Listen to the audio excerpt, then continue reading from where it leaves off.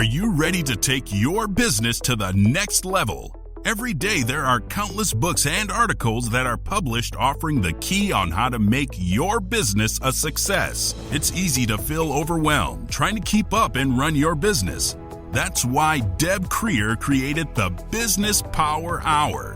Keep up on the latest trends, best practices, and techniques for how to make your business a success. Let the Business Power Hour do the heavy work for you. Good morning. Good morning. I am Deb Creer, and I am passionate about giving professionals the tools that they need to make themselves and their businesses as successful as possible. And we have such a fun program planned today because we're going to be talking about a business person who has done something to help you be more healthy. And I love this concept because we're going to mix and match all sorts of topics here. But I do believe that we cannot be successful in our business if we aren't healthy. And so we need to do as much as we possibly can to make sure that we're doing everything we can to be healthy. And then, of course, that goes into our personal life too. So please join me in welcoming Leslie Danford to our program today. Welcome, Leslie. How are you? Good, Deb. Thanks so much for having me. Cool. I love it. I love it. Well, let me tell people a little bit about you, and then we'll jump into this. So Leslie Danford is the founder and CEO of Vitaminis, a clean label functional food and beverage brand. She has always been passionate about nutrition, but she's not a foodie. For her, it's like a math equation, and it's important to cover all of your nutritional bases. In 2020, that year, she combined her personal interests with her formal business training to launch Vitaminis. Previously, she worked in beverages and consumer products at large corporations. She earned her MBA from Harvard and her BA from the University of Chicago. Clearly not a slouch. So please join me in welcoming Leslie to our program today. Welcome. How are you? Good. Thanks so much for having me. I love it. I love it. Well, I always like finding out from my guests how they got to where they are today. So tell us a little bit more about your story. Sure. And I'm trying to think how far back to go. I know. It's okay. I've had people say when I was 6 years old. I will start there really because I do think a lot of the seeds were planted when I was a kid. So a couple of fronts, there was like the entrepreneurial front and there's the nutrition side. And then it all kind of came together.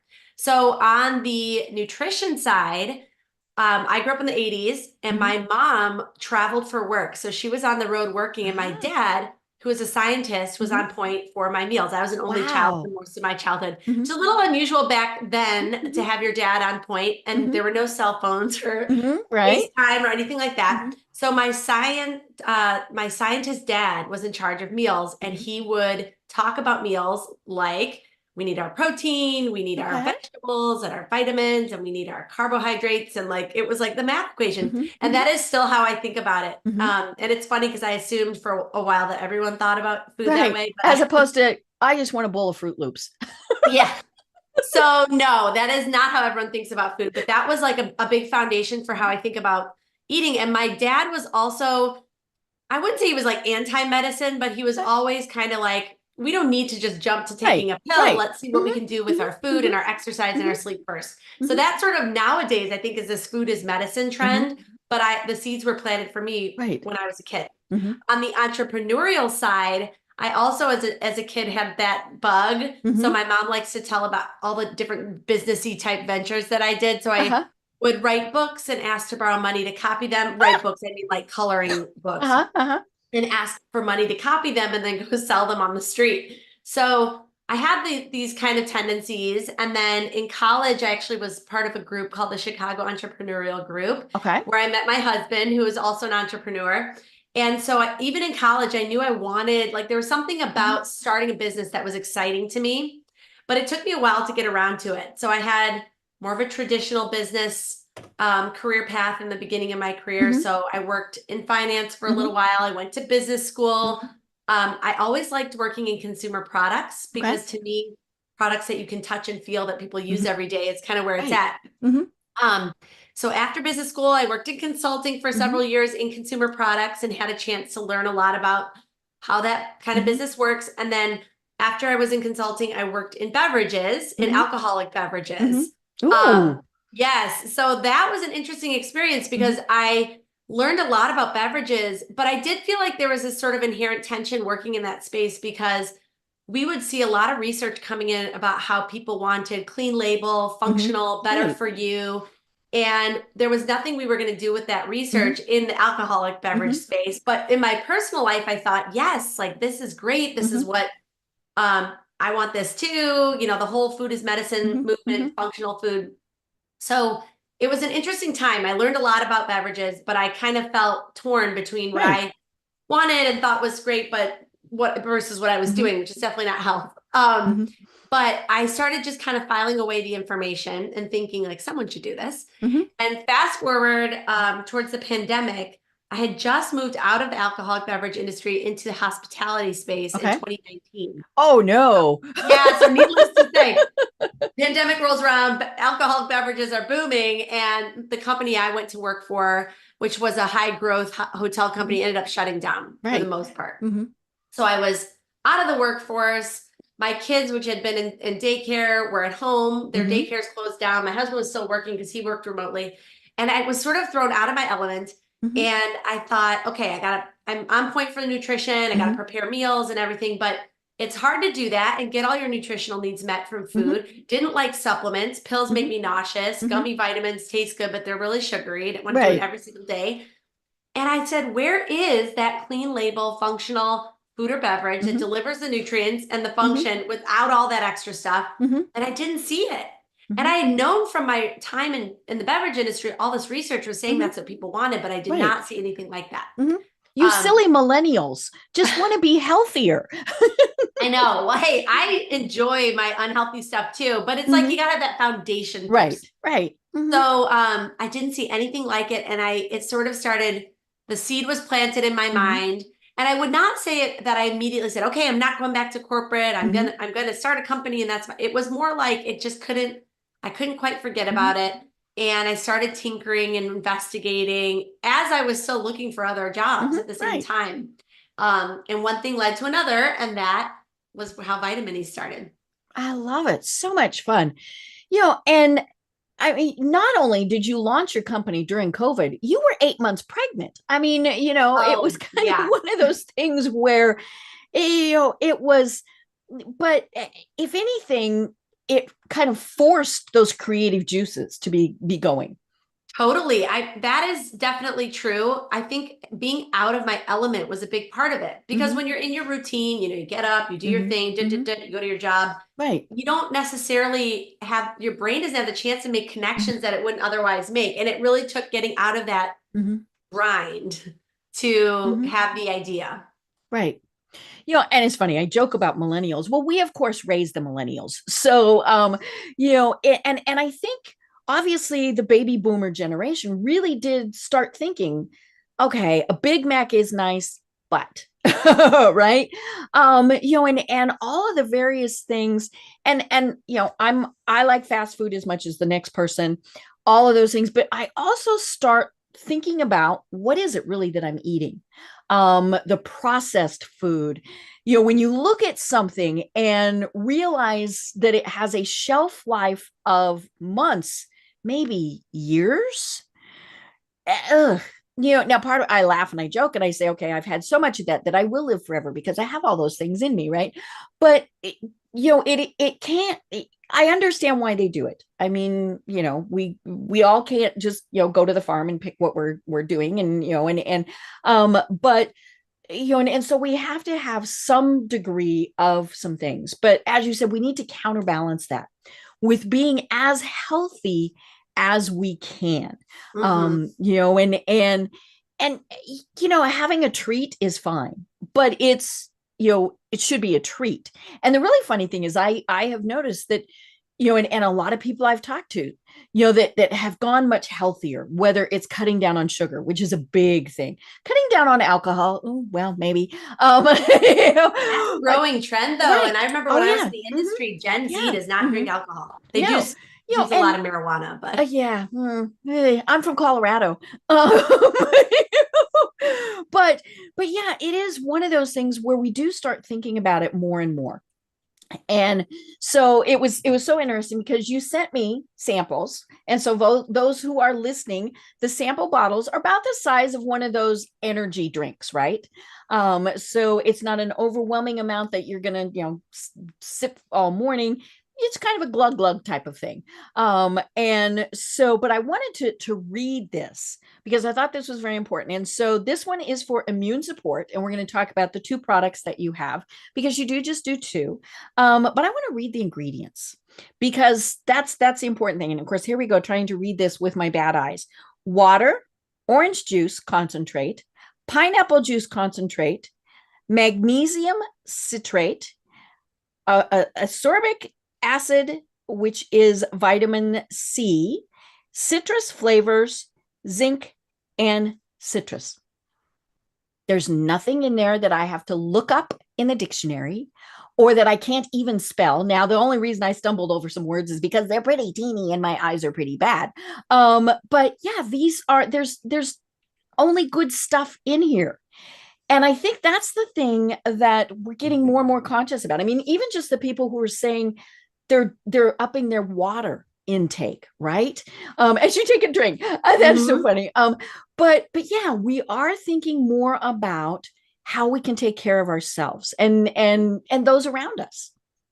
Yes, for sure. And I'm so glad you read the ingredients because one of my principles when I started the company was no mystery ingredients. Right. So no added sugar, no mystery ingredients. I didn't want anything where when you read it, you were like, what is that? Right. But you mentioned shelf stable and it is a little nuanced because Vitaminis are shelf stable and they do have a long shelf life. I had asked you, do these need to go in the fridge? Yes, and they do have a long shelf life. But there's different ways to go about it. So it is good to be educated because sometimes foods are made shelf stable with a long shelf life by adding chemical preservatives. Right. The things And that we're going boogity, boogity. Yeah, so what we do for Vitaminis shots is called the hot fill process. You basically heat the product to kill the germs. Okay. And then it becomes shelf stable without needing to add anything to it. But that was important to me at the time because it was during COVID. So I knew it had to be e-commerce friendly. I knew it had to be shippable. Right. But I also wanted it to be no mystery ingredients, clean label. So that was one of the first things I had to figure out. Right. And obviously it's going to have a shorter shelf life, just, than the things that have the 900 bazillion preservatives in it. But the other drawback is that when we get, and this is just kind of one of those oxymorons of the world, the healthier something is, sometimes the more expensive it is, right? Our 99-cent cheeseburger at fast food, as opposed to eating a nutritious meal. And that's, that's why we don't see people shopping as much as they should at Whole Foods. And, things like that is, it does tend to, it is cheaper and easier to put some of the man-made type of things into food products as opposed to having them natural. Yes, totally. Yeah, and you just have to be smarter about that. And I forget sometimes because I'm deep in this world that not everyone has the background to read a food label and not everyone even does it. But I do think we're moving more in that direction. And like you said, people are starting to look for added sugar and starting to know some key things to avoid. So that's a good thing. Right. Yeah. And I did not say the word sugar, right? No, there's no added sugar in there. Nope, no added sweeteners at all. And you got to be careful too, because sometimes products will have things like agave syrup, which is corn syrup. We all know is bad, but that is added sugar, right? Or even honey, and some things like that. Now, obviously, honey is much better for you. Brown unprocessed sugar. I mean, there are ways to have those. But Mother Nature makes stuff pretty good to start with. And I think what happens is when we start that whole processing of them, we're drawing those sugars out. So then we have to add it back in order to make it taste good. Yes, totally. So you just have to be a little bit careful about that. But that was something I really felt strongly about with Vitaminis. And it's funny, I understand how difficult it is to break away from some of these sort of accepted norms of products, because even when I was formulating the product, I was working with a food scientist to help me kind of make sure And he said, you have to add sugar. You have to add something Right. or people won't buy it. Mm-hmm. You have to add Mm-hmm. color because if it doesn't look a certain way, people won't buy it. And I had to kind of like fight the system on Right. that. Well, and it's funny. I don't even know what color this is because it's in a bottle, but it looks like it's kind of a pretty color. It's and it's funny. I don't like green drinks. I don't know why. There's just something about Oh, green drinks that they are trendy though. I know, and you probably have a green drink there in the I'm thing that you're about to come drinking. out with one actually. Yes. I know, and I don't know what it is, but it's just kind of one of those things. But yeah, so I'm looking here, and so like the on your website, so the one that I just read off is the immune support, and it has where'd it go? Where'd it go? I've lost it on the website. It has as much zinc as 4 avocados. It has orange pineapple flavor naturally. It has as much magnesium as 5 cups of spinach. There's my green stuff, right? And as much vitamin C as 3 oranges. And so yeah, just all this good stuff. And then you also have one for gut health, which is very important. We're going to talk a little bit more about that. But you mentioned this whole process. So first of all, what did your husband think when you said, I'm going to go into this business? Yeah, well, it's funny. He and I met, like I said, in the Chicago Right. entrepreneurial Mm-hmm. group So in he college. knew that you were So he already. knew. Mhm. And so that was a long time ago now, Mm-hmm. but he actually started a business Mm-hmm. and built it for 10 years and sold it. Mm-hmm. All the while, I was kind of like the one in corporate with Mm-hmm. the insurance. Right. Kind of stuff. Insurance. Yeah. Mm-hmm. Mm-hmm. So honestly, when this time came around, I thought, we had this conversation. I was like, I Mm-hmm. really would like to please Mm-hmm. take a turn doing Mm-hmm. something. But it's a very big investment, not just of Mm-hmm. money and time, but it's a lifestyle change, Right. right? Mm-hmm. And it's a long time. I don't think I Mm-hmm. even fully appreciated how Mm-hmm. long these things take. Mm-hmm. And so it is a big deal. But Mm-hmm. in the very beginning, I was really Mm-hmm. just kind of tinkering and trying. And so Mm-hmm. that's a lot easier to justify, right? It's like I'm Mm-hmm. going to put a little bit of money in to see if this idea works, and then we'll just go from there, as Mm-hmm. opposed to I'm going to take our life savings Mm-hmm. and put it in here all at Mm-hmm. once. Right. But I think overall he was excited for me, Mm-hmm. and he knows how passionate and Mm-hmm. interested I am in Mm-hmm. holistic wellness and Mm-hmm. nutrition. So even knowing that I was working on something that I Mm-hmm. felt so personally strong Right. about, Mm-hmm. I think he was happy Right. for me for that. Well, and I always think it's such a fabulous example to be setting for your kids. And that's not to say that it's not a good example for somebody to be in corporate America and doing all those things.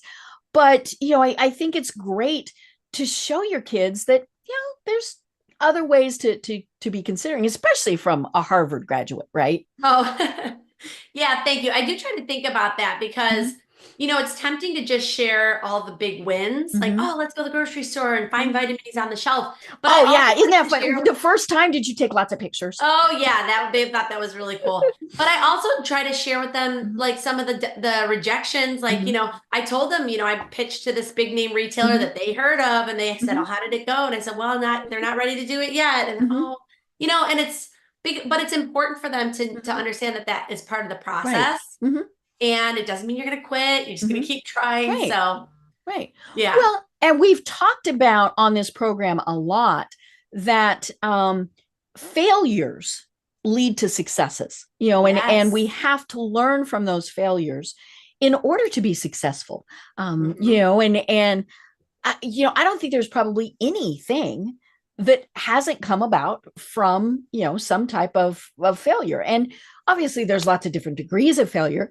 But even I'm guessing like when you were doing this, you might have, made some and went, oh, yuck, blah, Oh right? yeah, Mhm. lots of those Right. examples. Yeah. And so then that just means, okay, we need to do this differently, right? Not we're going to stop doing it. We need to do it differently. Yes. And so, yeah, it's, we hear about people who have bankruptcies, all sorts of things, and they learn from it. Unfortunately, we saw a lot of stuff during COVID, right, where businesses just for whatever reason were not able to survive. I mean, you mentioned the hospitality industry, which will never be the same. Yeah. But they have learned, right? We all got really spoiled that they would change our towels and our sheets every night in a hotel. Now they're probably not going to do that quite so much. And it's okay. Now I feel bad that they're not employing as many as they used to. I mean, that's kind of one of the downsides to that. But yeah, we kind of took COVID and learned from those pandemic pivot points. Yeah, definitely. Lots of learnings, and I have so many stories like that. But that is, I think, one of the harder parts about being an entrepreneur is weathering those rejections, Right. hurdles, failures, because you could quit at any time. Like any Right. of these things could be your excuse of like, well, this isn't working. I'm just gonna stop. Right. So it's tough. And honestly, there are times where maybe you really do want to quit, but you're actually kind of tied in and there's no really easy way out of it. Right. And that's fine because you get through it and then you realize there's another way. So it works out. I love it. And a big part of why we have problems is we don't plan. I talk a lot on the program about knowing who your target market is. I mean, your target market is not everybody. Yes, everybody could benefit, but not everybody's going to buy your product. And so you're not marketing it. I tell people it's like Starbucks, right? My husband does not like Starbucks. He is not their target market. He just wants a plain old cup of coffee. Now I want my fancy smancy, would you want, all sorts of stuff. But yeah, you have to know who you are, but you also have to know what your why is. So what is your why? I mean, you kind of talked about it a little bit, but what is your why? So I really do believe in this whole food is medicine thing. And it's not just that like eating well keeps you from getting sick, which is sometimes and often true, but also when you eat well and take care of your body, and the same goes for sleep and everything else, you have energy and motivation so you can actually pursue your dreams and be a better mom, friend, wife, whatever. So it's so much bigger than just not getting sick. So that's part of it is like this belief that like we all need to, that like this is the way to live. But then also it shouldn't be so hard and painful to get that done, right? It's like we all need to take care of our bodies, but it can be so difficult, especially if you can't swallow pills or you don't have the ability to like get everything from a whole foods perspective every single day, which is hard because our produce today doesn't have as much nutrients as it used to. And if you eat processed foods, your gut doesn't absorb the nutrients like it used to. So there's all of that. And then if you do need to supplement, maybe you can't swallow pills or you're already taking several pills or it's just a chore. I really believe everyone should be able to do this and it should be easy and fun without trade-offs. Like you shouldn't feel like you're getting a ton of sugar. You shouldn't feel like you're eating a lot of chemicals. I think we should have it all. So that's kind of the mission is like, it should be easy, tasty, and fun to get those nutritional needs met so that you can live a better life. Right. And easy is a big part of this, right? Because we're busy. We're, the people who make the big smoothies with the broccoli and see here, they're going to make it green, right? That's why I don't like it. And they do all that. They spend like a half hour doing that. No, I'm not going to do that, and that's what's cool about a product like yours is, grab and go. Yeah.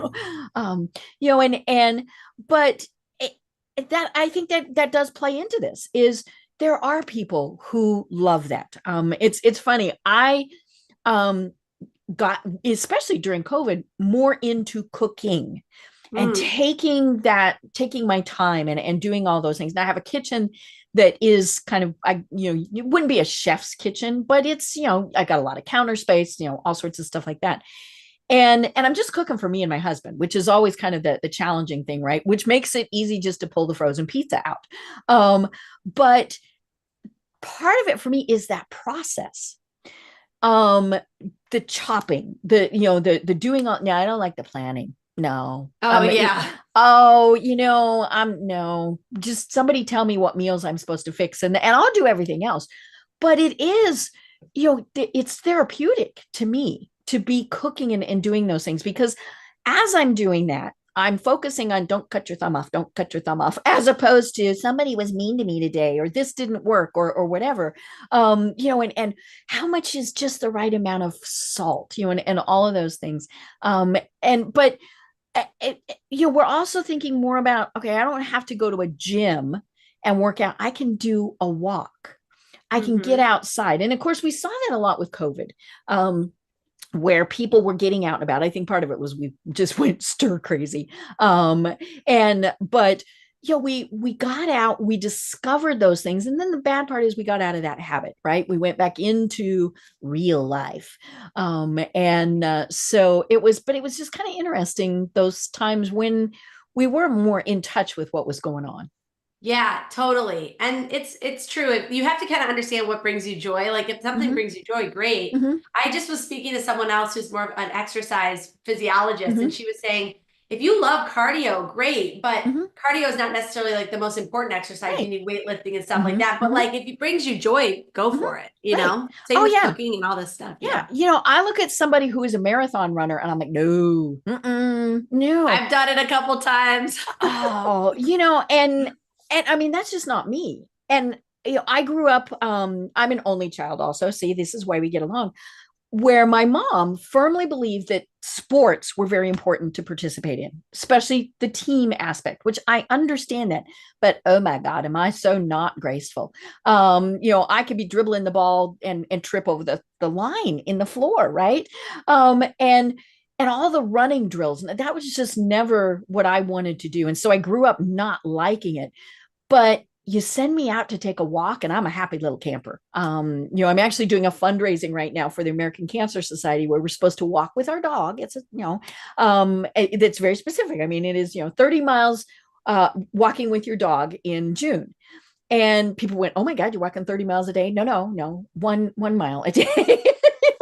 But yeah, just getting out and saying hi to people on the trails and, all of those things. But it takes time. And that is kind of one of those drawbacks like we were talking about. Yeah, totally. So I think it's like, to me, it's like, you got to know what you love and you can't do everything. So you pick. And if you don't love juicing vegetables and shopping and like doing all of that, or you don't have the time, I have 4 kids. So if you, even if you love it, but you don't have the time, Vitaminis wants to make it easy and fun. So it doesn't feel like you're suffering. I love it. And again, you've got the 2 products, immune support and gut health. Are there plans to have more?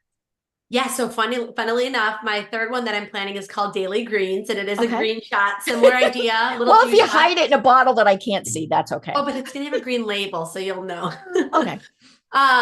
So that's kind of like the near term, but longer term, I'm envisioning Vitaminis has a whole portfolio of mini bites and sips is how I talk about it. So little shots, little bars and bites that all are based on whole foods with no mystery ingredients, no added sugar, but delivering extra nutrition and benefits for you. I love it. So let's talk about the process. Are you doing this in your kitchen? How do you create these? So I've heard that a lot from people, like, do you make this in your kitchen? And I think that's kind of like your stereotypical startup story. But for a bottled product like this, a packaged product, you can't really do that at home. So I had to find a company that can put the juice in the bottles for me. And this hot fill process that we talked about, heating the product, making it shelf stable, and packaging it all together. So I do work with a co-packer, actually a couple co-packers I work with, and they kind of get that done. But finding the right partner and that can handle the tiny bottles and can process, that was a bit of a challenge in the beginning, but now it's good. And on the topic of shelf stability too, I know we were going to talk about gut health. This product was really tricky for me to figure out because you want to kill the germs to make it shelf stable, but you have to keep probiotics alive. Right, which are germs. Right, the good germs, exactly. So what we ended up doing for this product is we used a spore-based probiotic. So in layman's terms, it's a probiotic that has kind of like a shell to protect it. So when we heat up this gut health product, it kills all the bacteria that are bad for you. The spore-based probiotic stays alive. But the double benefit, and we had touched on this before we started recording, is a spore-based probiotic can get deeper into your guts because it is protected. So some gut health bacteria might kind of populate your stomach or your like upper small intestine, but a spore-based probiotic can get like deep into your gut. So that's another added benefit of it. I love it. And it's only been fairly recently that we really were talking about gut health, just kind of overall, and that it is the basis for everything. If our guts are healthy, it improves our immune system, all sorts of things. And it really was hammered home to me when I had so many surgeries that, it was just, my nutritional needs are very different than they were 10 years ago. And so I have to have supplements because my body does not absorb things now the way it used to, and finding ones that, as you said, are healthy. That is the challenge, because I do gummies, and I'm pretty sure now I've never been brave enough, let me put it that way, to actually read the ingredients. And probably if I would, I go never touching these again. Right. Because one of the first things is probably going to be sugar. Yeah. Yeah. So gummies, it's funny because I don't like to have super strict rules because I feel like anytime you have super strict rules, life becomes hard. So I don't, for me, it's like, okay, sometimes I might take a gummy and sometimes I might do this or that. But I know when I was giving gummies to my kids, the serving size was, I think it was 4 or 6 gummies per kid. So so it was like handfuls of candy. And I know when I take them, you can kind of like feel it on your teeth a little bit. Right. So it is it's the sugar, yes, but it's also that texture that sticks to your teeth. It's kind of like a double whammy. Right. It's the gummy, jello-y. Yeah, it sticks. So it's not great for your teeth. And the other thing I'll say about gummies is they're not the most efficient vehicle for capturing and delivering vitamins and nutrients. Right. So liquid is actually the most easily digested. Capsules are okay, but they don't always get fully digested. Right. And sometimes I've heard if you have a colonoscopy or an endoscopy, they'll actually find sometimes they'll find little pieces stuck in your gut. But gummies, they don't. So the reason that their servings are 4 to 6 gummies is because you have to have a lot of it to get enough of vitamins because it just doesn't like capture it as easily. And the other thing I've heard about gummies is sometimes if the batches aren't stirred properly, you might get one gummy with a ton of content and another gummy that doesn't have as I mean, much. that just kind of makes sense. It just doesn't get mixed there well. was a big scandal about that with melatonin because some people were giving like their kids a melatonin gummy that might have like 3 times as much that they didn't realize, and then the other ones weren't working. So it's just something to keep in mind. It's not that they're terrible, but they're not the best. Right. Well, and in many cases, it is better than nothing. Exactly. So that's the thing. But and of course, the tricky thing with them is that there are lots of things in there, and it's not just the bad stuff, the chemicals and things like that. Sometimes it's just all sorts of other things that are in there that you really aren't needing. Now I know, that your body sloughs off in most cases what it doesn't need. So it's not like you can take an overdose of certain vitamins and things. Now, some of them you really shouldn't take too much of. Yeah. Right. Yeah. Because, you can take too much, but it's just, it's so interesting. And so like, I'm looking here at your gut health one, and it has as much potassium as 10 bananas. Potassium is one of the things that I'm always really low on. I take a lot of potassium in a day. And I mean, it's just one of those things that for whatever reason, my body does not have enough potassium. But I'm also not going to eat 10 bananas in a day. Right. I like bananas, but I'm not going to eat 10 bananas. And so that's part of this too, is like we said, it makes it easier, to get that, in a nice, healthy way. Yes, exactly. Yeah. And it is hard. Like I know this also the immune support has as much magnesium as 5 cups of spinach. And then you might get that if you had a big honking spinach. Yeah. Oh yeah. Yeah. Yeah. Well, and you're not going to do that every day either. I mean, that is the other thing is, we come and go with how we eat because we're busy, we're all of these things. I mean, you mentioned your mom traveling, and I think that was one of the funniest things that I heard from people when they stopped traveling during COVID was they did start eating better because they weren't eating on the run or hotel food or things like that. And, and you sat down and you thought about it. Hey, what are we going to have? So yeah, it's just kind of one of those things that, it's interesting. Years and years ago, many years, probably before you were born. Oh my gosh. I worked for the American Cancer Society. And one of the things that we did was every year they put out their nutritional guidelines. And I was the corporate communications person. And so it was my responsibility to send those things out. And it was always very, interesting as to what they recommended and things like that. And they tweak it every year and do different things. But I remember one of the biggest things they always said was moderation. It's okay to have beef. It's okay to have wine. Just do it in moderation. And I think that's one of the things that we kind of get caught up in is, should we stop it altogether? No. Well, I mean, obviously some of these things are based on if you're talking with a nutritionist, with your doctor, things like that.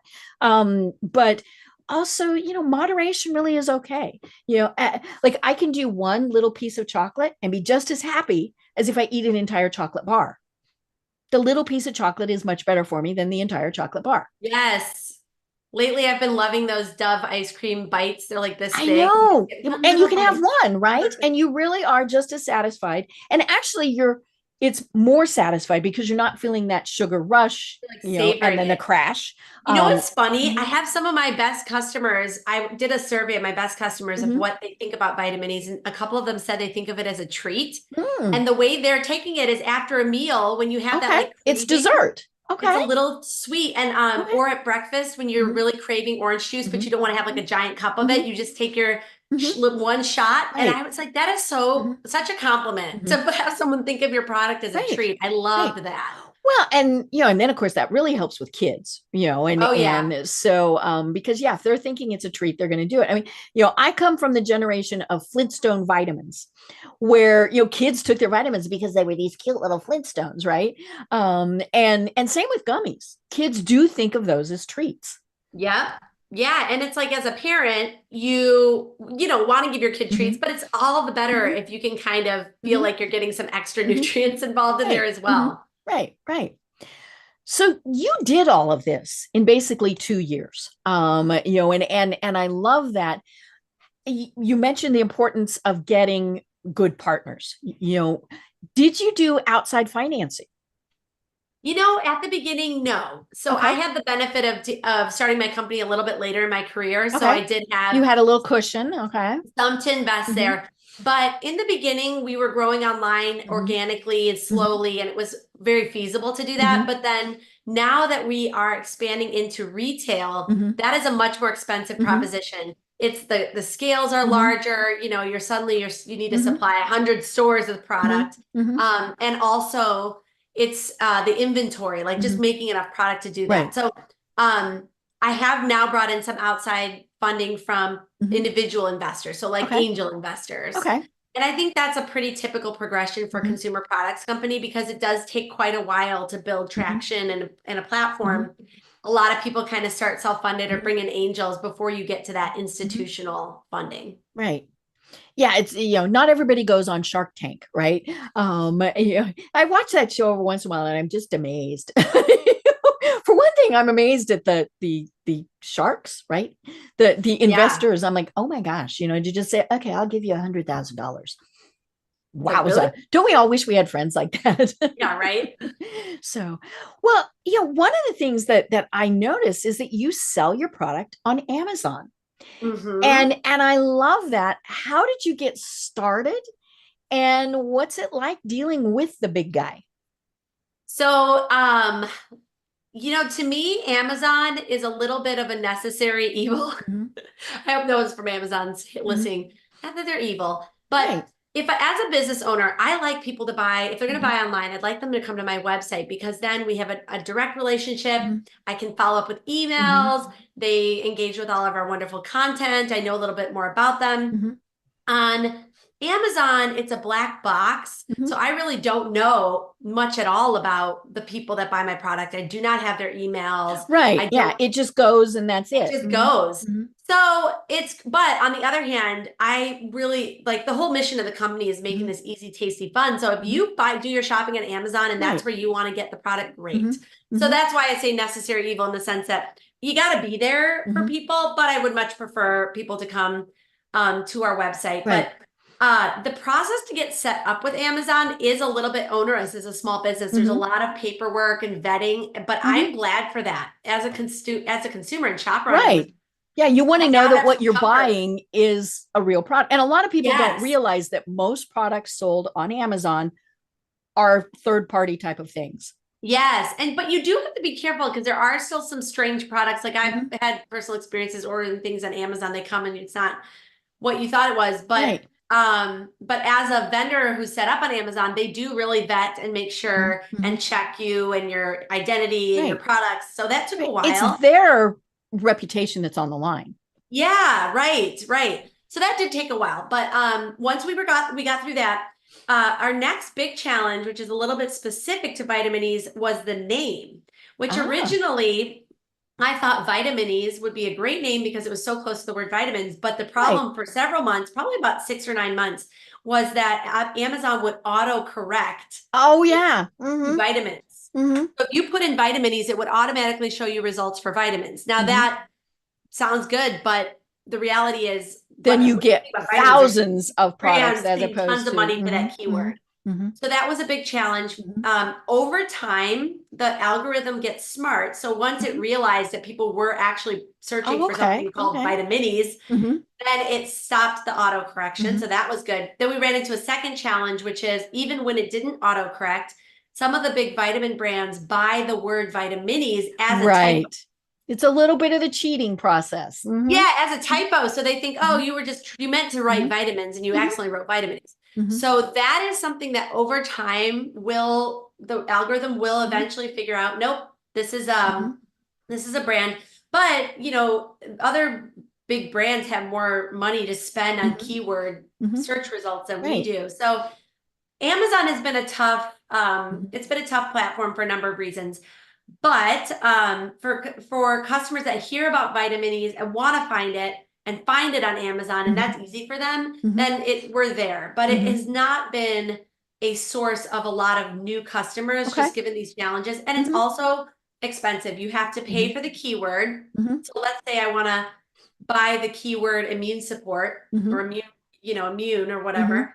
I'm competing with all the other brands, so they're all paying the money. And then Amazon will prioritize the result of the biggest brands because that's how they make their money. Them more money. So as a startup, it's a really challenging environment. So I don't really rely on Amazon to fuel the business, but I'm there. Right. Well, and it's funny, I was talking in a mastermind group that I'm in with another person who has products on Amazon. And they said the hardest thing for them is exactly what you mentioned. They don't know who buys it. Yeah. So,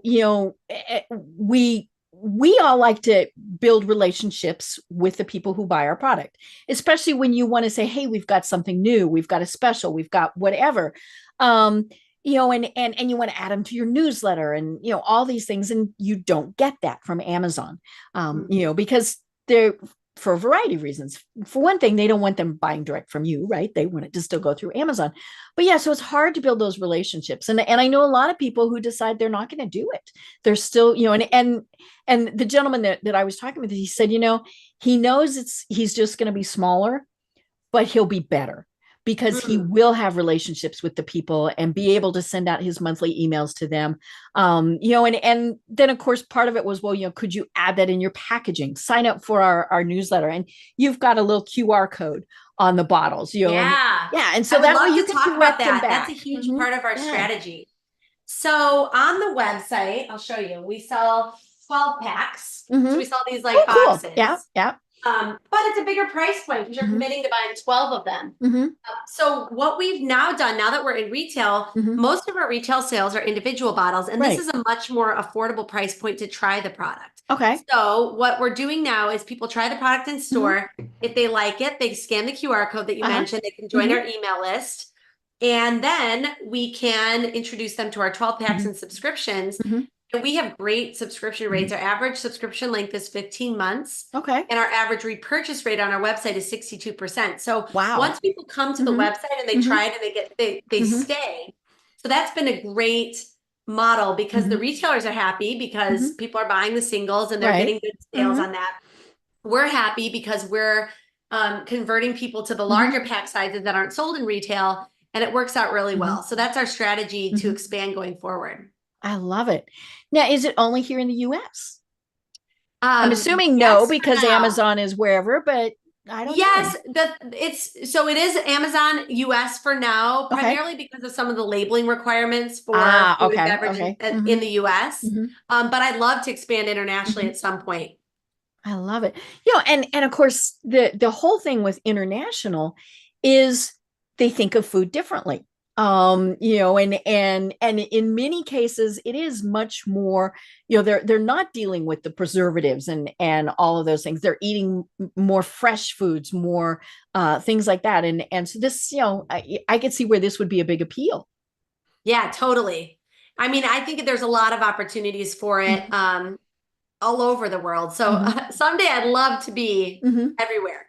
I love it. I love it. So what are some more of the challenges that you had? Oh, goodness.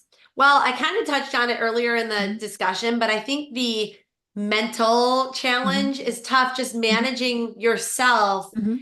When you work in corporate, you have a title, you have a Mhm. salary, you have a specific Mhm. role, like your value is well defined.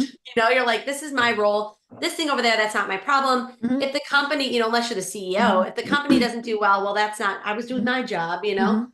And there's lots of pros and cons to that. But as an entrepreneur, you don't have any of that external validation. Mhm. You may have some wins, like you may win an account or win a new Mhm. investor or something, but honestly, those are fleeting. So Mhm. those are like once in a while you get a win. Most of the time, you're just grinding away Mhm. on your own, pushing, pushing, pushing, Mhm. getting a lot of rejection and a lot of um, roadblocks and Mhm. challenges. So that is one of the hardest parts is really just kind of like getting up and trying again and Mhm. staying positive and looking for the learning instead of Mhm. wanting to just quit or taking a Mhm. break instead of quitting.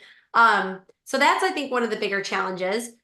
I think a couple more specific challenges. One is that Vitamins is a pretty unique product. It's kind of a beverage and it's actually Mhm. labeled like a beverage with Right. a Yeah, label. with all of the little code stuff on it. Yes, versus a supplement, but it's also kind of like a supplement. Mhm. And so there's a lot of challenge with working with existing players in Mhm. the industry like distributors or retailers Mhm. or even investors sometimes explaining, you know, everyone wants to know, well, what's the other product that's already doing well? It's like, Mhm. well, this is new. And it's Right. like, well, where Mhm. does it go in the store and how do I Mhm. think about it? Mhm. Um, so that is a challenge of just explaining something that's Mhm. totally new and getting it out there.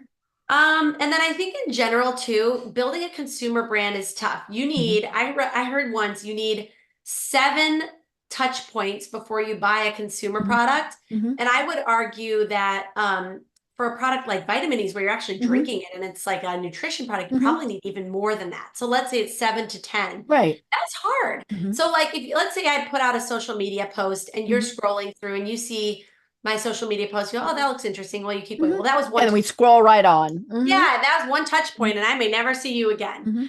Or, even if I'm doing Mhm. paid social and Mhm. I'm retargeting you, Mhm.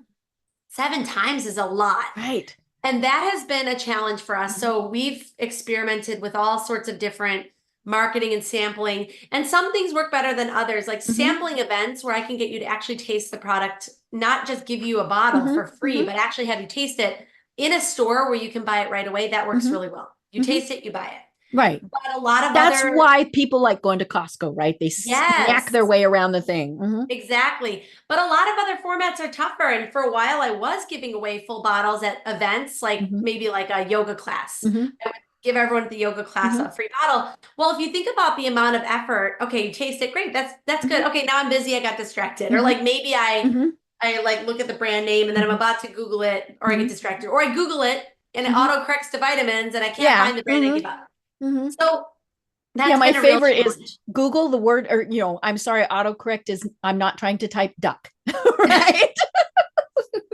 That's funny. Yeah. So that is a challenge. So Mhm. one shift that we've made, like I said, is going to this email focus Mhm. because if I can capture your email address, it's Right. very easy for me to touch Mhm. you 7 times. I'll send you a Mhm. recipe. I'll send you an article about gut health. I'll Mhm. share an Mhm. expert interview about Right. your immune system. You'll learn and learn. And Mhm. then 7 emails later, you're like, okay, I do think this is the Right. product for me. Mhm. So that is one way that we're addressing it. But I Mhm. think that's a problem not a problem, a challenge for Right. consumer brands in general. It takes a Mhm. very long time to build awareness and sales when you need so many touch points. Right. Yeah. Yeah. I mean, long ago when I went to college, we were told, 7 times, and it's far more than that now, just because it's inundated with so much. When I look at Facebook, probably every fifth post is a sponsored post. Yeah. And it doesn't help to hide them. Another one pops up, for the people who are like, oh, I'll just hide them. No, they just keep coming. And on Google now, obviously the first things that come up are sponsored posts. That's how they make their money. Now it's going to be interesting, the whole AI thing, but that's a totally different discussion, because I think we're going to be able to target better. As opposed to just typing in healthy eating, we're going to be able to actually write a question out, and the AI systems will go through and maybe figure out, because the search engines want you to find what you want, because otherwise you're like me, squirrel, and you go, oh, but yeah, so they want those things to work too. But yeah, the whole marketing thing, because I was thinking, oh, this would be a great thing. Say, you mentioned marathons. You give them away. Well, everybody goes glug glug, pitches it, right? And so they don't have the bottle to go, ooh, that was really good. Where did that come from? And so yeah, and or the store things, that's the funny thing. Like when you go through Costco, you get the sample, and you're like, I don't remember what it was. And which is why they hand you a coupon at the same time, right? And so that way you're not just getting the product, you're getting information about it. But I love that you have the newsletter, because that is such a thing. We mentioned it. It's relationships. It is. We all know we work with and we buy from people we know, like, and trust. So health is one of those big things. We're not going to just do everything willy-nilly. I want to know that what I am getting is good for me. So if I've read in your newsletter, even just, and I haven't looked at it, but maybe if it's, here's this great recipe, I'm like, okay, that was cool. Or you're talking about the nutrition aspects, things like that, that builds on that know, like, trust. Totally. Yeah, totally. So it's a process. It's hard for small brands. Mm-hmm. Right. And, and the other thing is, figuring out scale, right? Especially when you're thinking, oh my gosh, I'm going to go on Amazon. I listen to the radio. I actually listen to the Real Radio here in Atlanta, on their morning program. I just like their morning program. And one of their ads is for their station. And it's something along the lines of, are you that small business owner that is listening and thinking, wow, the hundreds of thousands of people, and that was very specific, the hundreds of thousands of people who are listening to this could buy my product. Okay, could you fulfill those orders? And many years ago, I worked with this woman who was paying me to promote her book, and it was a great book. But she told me, I want to be on Oprah's Book of the Month. This was long enough ago that Oprah was still on, and she did her Book of the Month. And I said, that's a great goal. But if you were featured on Oprah's Book of the Month and you overnight got 30,000 orders, could you fulfill it? That's amazing. That sounds great. You're right. Yeah. And she, of course, said no, and I said, okay, so that's why you build up to it. You didn't, when you were thinking, hey, I want to do this. I mean, you might have been thinking, hey, I want to be on Amazon, but that wasn't, I want to be on Amazon tomorrow. Yeah, true. Yeah. I mean, it's interesting. Amazon is a little bit more incremental, but especially when you get into retail, like Walmart, thousands of stores. Yeah. Amazon is kind of still an on-demand type of thing. And a lot Walmart is, you got to have shelf space. Yes. And a lot of companies do go under, not just because you might, let's say you land the big retailer, you do a huge production run, you get all the product, you put it in the stores. Well, how are you going to make sure it sells? Because you have to do sampling support and marketing to get the product to move. And a lot of these retailers, if it doesn't sell, you have to buy it back. And so companies can actually go out of business by landing that big account. Right. Well, and this was, from your days dealing with alcohol beverages, it's all about product placement, right? You might sell to Walmart, but if it's on the bottom shelf, if it's on an end cap or one of those things in the middle that I always run into, that's very different. And that takes a different relationship, all those things. So, we've only got about 5 minutes left. If somebody came to you and said, "Hey, Leslie, I've got an idea and I want to do this," what would be your first piece of advice? So I think I would tell you to start small and just start learning. Just 5 minutes a day. Do a little bit of research. Talk to some people. That's another thing. I think people starting businesses often feel like they want to protect their idea and not tell anyone. But the sooner you can get it out there and start getting feedback, the sooner you can start learning and making progress. If you hold on to your idea and keep it a secret, you can never do anything with it. Then it's never going to get out there. So that would be my advice, is just if you have an idea, if there's something in your head about something that the world is missing or that you want that's not out there, just start looking into it. Right. Start Googling who else is doing similar things. Start, if you can, mix it up in your kitchen or just run the idea by some friends and start just getting it out there. I love it. I love it. Well, like I said, we've only got about 5 minutes left. How do people find you and connect with you? Yes, I'd love them to. So my favorite place is our website, vitaminisbrand.com. So come to vitaminisbrand.com. You can join our email list. You can read about the products. We have a great blog, if I do say so myself, with recipes and expert interviews from nutritionists and holistic doctors about your gut and the importance of it and all these different things. So there's a lot of rich content there.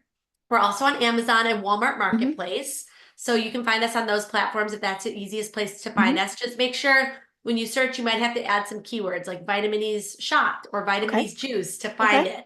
And then if you do live in the Midwest United States, we are in Fresh Time Farmers Market and the Fruitful Yield, which is about 80 store locations, as well as a couple of other independents. So if you go to our website, we have a store locator where you can find the stores nearest you in a few Midwestern states. And I'm working hard to get us in some more retail locations as soon as possible.